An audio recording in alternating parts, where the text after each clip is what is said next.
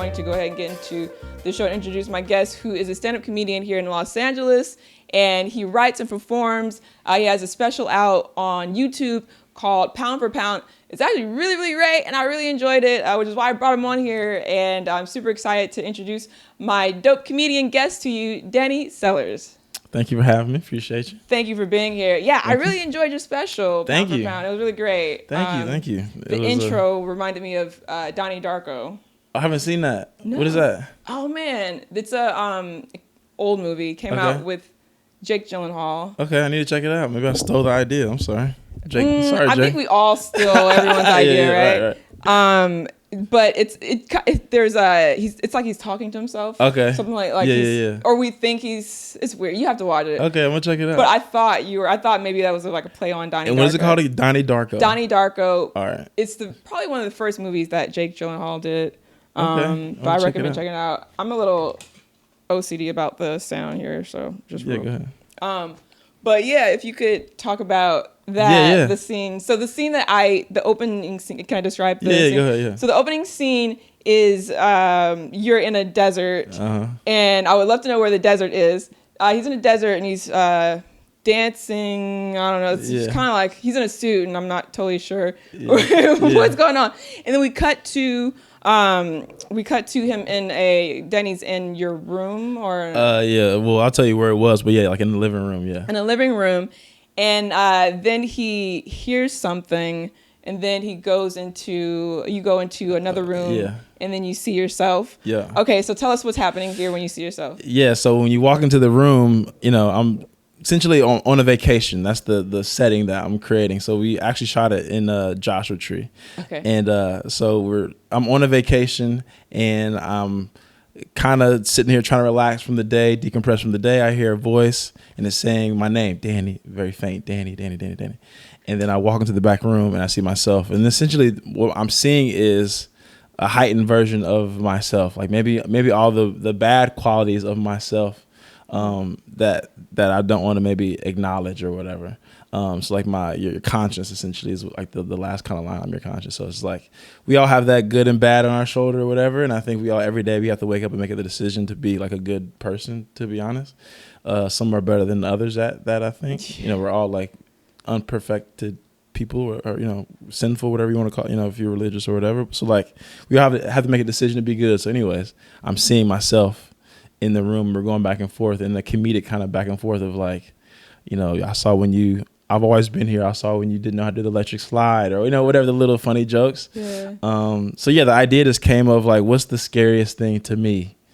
And it's not necessarily like some crazy monster or this, whatever, a robber. It's like yourself. Your own. Because you know yourself more than anybody, Yeah. Yeah. I think that's why it was so relatable to me. I was like, because I definitely picked up on that. Like, this is my conscience or your conscience. Yeah. And with just the energy that you had, like the duality of like you being you playing yourself, and then the consciousness that we're seeing, and how he was kind of like the energy was kind of chaotic. Like, for sure. Yeah. But it's like, that's how my inner voice feels. So, yeah. And the color was cool too. The coloring, the lighting that you guys had. Thank you. Yeah. Literally we shot that in a day in Joshua Tree. All the outro scenes, that scene was all done from maybe lunchtime to like midnight in one day in Joshua Tree. Yeah. Did you do pre-production for it? Yeah, kind of. So we had like location scouted. So this is another, I want to draw it out, but my homegirl has a spot out a little bit past Joshua Tree, like is it 29 Palms or whatever? It's like a couple X's past Joshua Tree. And we were trying to shoot in her house for the interiors. The exteriors were mainly at her house, like the opening kind of scene. And then, but like the construction was delayed. So we had to go actually shoot in my Airbnb that I rented for the day. Hopefully. So it wasn't Airbnb. You said that. Okay. Exactly. So we were in my real Airbnb. So, kind of had like guerrilla style. Like, I hope we didn't get caught shooting in the Airbnb. And so we shot it all in a day. And then my boy Jeremy Bimbo directed and shot it with me.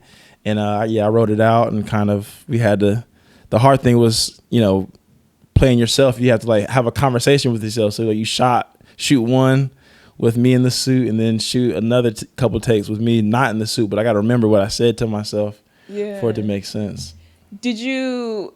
Yes. How do you? Because I've seen different shows like that where actors are playing different versions of themselves, and it looks really hard. So how do you get into that? How do you be yourself and then go into being, that version? Yeah, I mean, I think we did the conscious, the dude in the suit first, because that was the most energy, and that was like the most draining.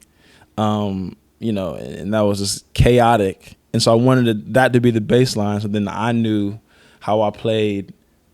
So when I was really Danny, I could like play down from that versus going as me and then like trying to uptick me or, up funny me, because the star of the show was actually the me in the suit acting kind of crazy and sporadic. And all the ad-libs, I wanted to be able to go off of that versus vice versa. So you like improvised it or? Some of it, yeah. Okay. So I knew like the gist of what I wanted to say, like the funny beats I wanted to make. Yeah. And then, of course, it was improvisation because, no one was asking for me to make it, so I knew like, I wrote the line. So if I didn't like a line more in that moment or liked it more in that moment, I could just change it. Yeah, that's the great thing about doing your own stuff. You can literally do whatever you want. Facts. Yeah. I've been watching the old Bob Ross video, The Painter. Yeah. And that's all he talks about, like build your own world, whatever you want, however many clouds you want, however little clouds you want. Mm-hmm. If there's nothing wrong, there's no mistakes. Yeah, so I just directed a Friends special this past week, and that was like some of the most consistent advice I gave him was like, at this point in our career where no one's necessarily asking us to make stuff, but we can make stuff because we're taking initiative, do what feels right. If it's 45 minutes or 35 minutes or an hour, it doesn't matter as long as you feel the best about the time you're doing. There's something connecting for me right now because right before you came, I was listening to a song. I think I posted it on IG on my story. It's called Damned If You Do, Damned If You Don't. And it's like, no matter what you do, people are going to argue with you. People are going to disagree with you. Right. Don't matter if you're fat. Don't matter if you're skinny. It don't matter if you're different. People are going to do whatever they are going to do to you, regardless of if you do it or not. Facts, so just do it. Yeah. If you haven't been living your life up until this point, why? Because it's just going to, people, like whatever's happening now is going to keep happening. 100%. Just do your thing. So that's like a funny cycle that keeps popping up. I'll share the song with you afterwards. But it's a good song. Damned if you do, damned if you don't. Let's get high. Okay. I'm gonna just smoke. I have a little like a cough. Oh, you have your own. Mm-hmm. Okay, cool. No problem. I'm a baby smoker. If anyone watches this, I'm not a crazy smoker, so I'm not gonna act like I'm Snoop Dogg. You're not Snoop Dogg? No, not yet.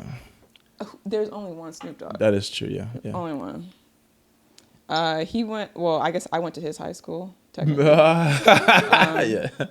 I think post Snoop is considered his. Yeah.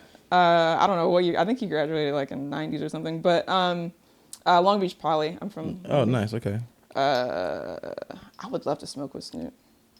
Yeah, that seems like a crazy experience. Has anyone else? Okay, who would be a great? So Snoop, Cheech and Chong. What would be like a great? Ooh, for me, I would like to smoke with Obama. Ooh. Obama would be like a night on the beach. Obama just kind of chilling with Obama. That'd be pretty fire. Chilling on the beach. With Obama. Who would I want to smoke with? Dave Chappelle. Ooh, okay. Dave Chappelle. I want to get Dave. Dave, if by any chance you might be looking at this show, come join us. Okay, I'm gonna take a hit then. This is a birthday bong that I bought. Okay.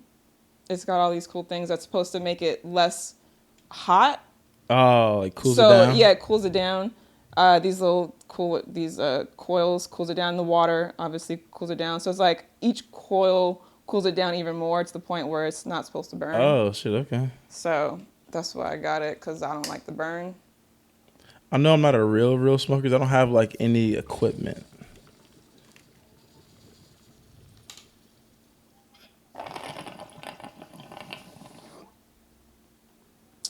There it goes. I love the hot twirls.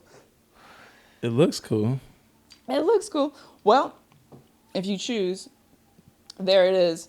So you just started smoking, you said? About a year ago, yeah. Mm-hmm. How'd you get into it? I mean, so roundabout way. I went through a divorce. I was married, went through a divorce a year ago or so, and I I never had a crazy issue with like drinking or my drinking at all, but I felt like I was drinking a lot. And for me, you talk to people that really drink, what I was doing was not a crazy amount, but I was finding myself getting in a ritual of drinking almost pretty much every day, like 8 drink a day. Like if I'm just at the house watching a movie in the night, I'm having like a beer or a glass of tequila or whatever. So it's become like ritualistic that I needed to drink something to like shut off my day or shut off my brain or whatever. And just like physically, I was like, I feel like I'm just have a layer of fat on me or just like physical shit on me because I'm just having a drink or a beer like almost pretty much every single day. And and liquor is kind of like a depressant in a way, like so even if you have say 10 drinks in a week or 8 drinks in a week and you'd have whatever, it just felt like it wasn't necessarily making me more creative or happier. It was just it felt like I was kind of putting myself down in a way. So I was like, all right, finally, I'm also very stressed out going through divorce. I'm like, my expenses doubled and my earnings weren't what they needed to be for me to, survive essentially. So I was like, either I'm gonna keep drinking more and there's gonna be a problem, or I kind of needed to do other stuff. So I like tried like the CBD pins. I was like scared. So I was like, I'm 30 at this point. So I'm like, let me try some like CBD pins. And I was like, this is fucking pointless. Like, this is not, I don't feel the effect of this at all. And then I was doing, it was some brand. It was like CBD and weed, but it was like a 1-to-1 kind of thing. And that still wasn't working. So then I started like trying edibles and then like vape pens and stuff like that. When you say not working, what do you mean? Like you didn't feel it? Or? I just didn't feel it. Okay. I didn't feel like a real sense of like relief or high or whatever. I just didn't feel it.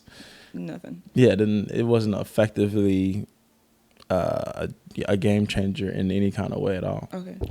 So then I tried like 3-4 different things, different gummies and some different vape pens, and then I finally found like a mix of like vapes and or gummies that kind of work to like shut my brain, not shut my brain off, but relax a little bit and still be able to be productive and kind of go about life the way I want to go about life. What did you find help? Did you pick a specific brand or strain? I think I'm a hybrid person, to be honest. Yeah. I've taken like sativa gummies to go, like, before I went out, and I was like, this is kind of a lot. Like I'm kind of overly stimulated. And an indica, also, every once in a while I'll take that kind of, for sleep or whatever, like those kind of situations. But I don't have a crazy brand. Like I said, I'm kind of so like basic in it that I have my little packs thing, and I'll go and get a little hybrid joint and be good for like a month easily. A month? Yeah, low key. Yeah, for me it's like 2 weeks. I usually smoke flower for the show. Okay. And then I have a vape as well. Yeah. I have 2 vapes, but I have my main one. Oh, it's the red thing over there. Okay, the tiny red thing.